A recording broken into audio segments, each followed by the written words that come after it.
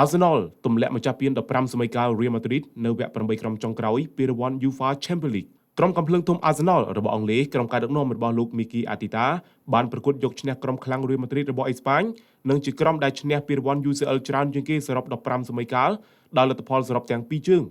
5-1កាលពីរាត្រីថ្ងៃទី16ឈានចូលព្រឹកថ្ងៃទី17ខែមេសាឆ្នាំ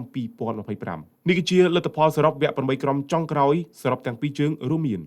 Arsenal យកឈ្នះReal Madrid ដោយលទ្ធផលសរុបទាំងពីរជើង5-1 Paris Saint-Germain យកឈ្នះ Aston Villa ដោយលទ្ធផល5-4 Barcelona យកឈ្នះលើ Borussia Dortmund ដោយលទ្ធផល5-3និងក្រុម Bayern Munich ចាញ់ Inter Milan ដោយលទ្ធផល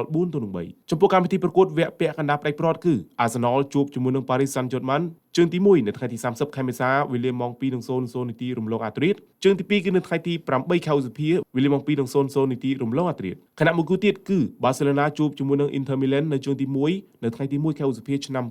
2025វេលាម៉ោង 2:00 នាទីរំលងអាធ្រាត្រជើងទី2នៅថ្ងៃទី7ខែឧសភាឆ្នាំ2025វេលាម៉ោង 2:00 នាទីរំលងអាធ្រាត្រដូចគ្នាពានរង្វាន់ UEFA Champions League បង្កើតឡើងដំបូងនៅឆ្នាំ1955ពលគឺមានអាយុកាលជាង68ឆ្នាំហើយដោយក្រុម Real Madrid ឈ្នះពានរង្វាន់នេះច្រើនជាងគេសរុប15សម័យកាលខណៈ AC Milan ធ្លាប់ឈ្នះចំនួន7លើក Liverpool និង Bayern Munich ឈ្នះចំនួន6លើកខណៈក្រុមជើងឯករងឆ្នាំចាស់ Borussia Dortmund ធ្លាប់ឈ្នះ1លើកនៅឆ្នាំ1997ត្រយ៉ងនាំសារពិតគ្រប់ទីកន្លែង